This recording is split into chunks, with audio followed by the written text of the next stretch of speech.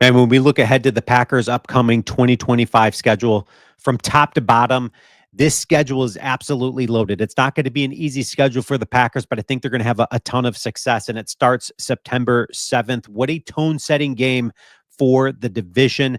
The Packers going to be facing off against two-time reigning NFC North champion Detroit Lions. I'm super pumped up and psyched about that game, September 7th. And the Packers only had one divisional win last year. They're looking to flip the script on that. So many exciting divisional games to watch this upcoming year. Then at Lambeau Field, you're going to have teams like Jaden Daniels and the Washington Commanders coming to Lambeau. You have Lamar Jackson and the Baltimore Ravens around Christmas time coming to Lambeau. You've got the Cincinnati Bengals coming to Lambeau Field October 12th. And then October 26th, you've got Aaron Rodgers and the Pittsburgh Steelers facing the Green Bay Packers. I'm super pumped up about that game. Say what you want about Aaron Rodgers, but recently Jordan Love had come out with an article saying, and a quote saying that, hey, Aaron Rodgers made me feel at home, contrary to what Aaron Rodgers felt coming to Green Bay under Brett Favre. He made sure that Jordan Love felt the love by him and felt the mentorship under Aaron Rodgers. So what a game that's going to be. I'm super pumped up about that. Then you've got, are the Packers going to be able to get some revenge on the Philadelphia Eagles November 10th? But the Green Bay Packers get a massive gift from an NFC North rival, and it happens to be coming September 28th, Sunday night, against the Dallas Cowboys, which I'm absolutely pumped about that game. Man, I've grew up absolutely hating the Dallas Cowboys. And now you've got Micah Parsons. Okay. So you've got kind of the holdout happening there, or him demanding a trade. And he put this out on Twitter. He said, yes, I wanted to be here, talking about him being in Dallas, Micah Parsons. I did everything I could to show that I wanted to be a Cowboy and wear the star on my helmet. I wanted to play in front of the best fans. I disagree there. The Green Bay Packer fans are the best fans in the world, absolutely, in sports, and make this America's team once again.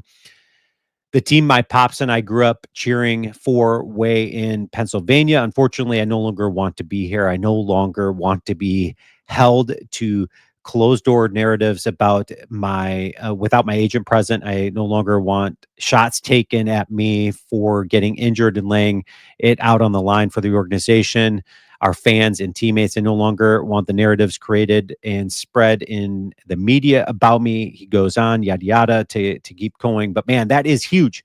That is huge for the Green Bay Packers, because again, they're facing them September 28th. And when you are a Dallas Cowboy defense without Micah Parsons, oh my gosh, that is a very different looking makeup to this Dallas Cowboy defense. This is a Micah Parsons who has an overall PFF score of a 90.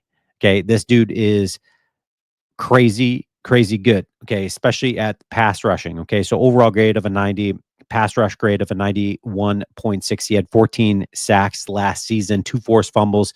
This dude is almost a single man wrecking crew when it comes to edge defenders out there. PFF edge defender top 32 ahead of the 2025 season. They have, of course, Myles Garrett with the Cleveland Browns, who the Packers will be facing this year as well.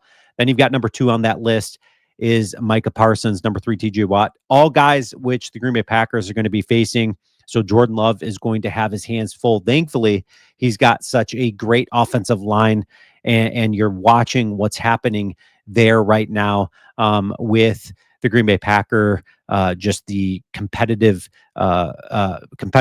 during training camp. Who's going to get that starting role at left tackle? Is it going to be Jordan Morgan? Speaking of Jordan Morgan, and speaking of Lucas Van Ness, edge defender of our own, you've got him right there.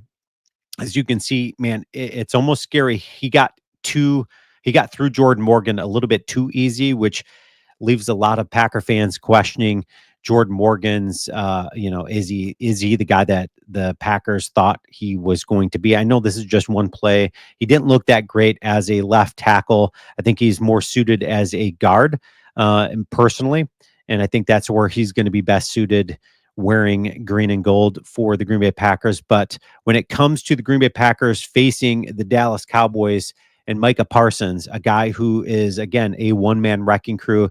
That is great news for us Packer fans because this dude is saying, hey, I no longer want to be a Dallas Cowboy. That's huge.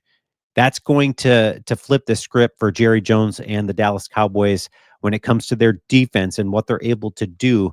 Because without Micah Parsons out there, it's certainly going to be a lot easier for a lot of front fives to protect their quarterback without Micah Parsons being there. And come September 28th, is Micah Parsons going to be wearing that star on his helmet, or is he going to be in a different uniform? Leave your comments. Let me know your thoughts there. And then you've got, there's a lot of narratives that could come from this, but let me squash whatever narrative is being planted already in Packer fans. Like, okay, man, this could be a great trade bait for the Green Bay Packers.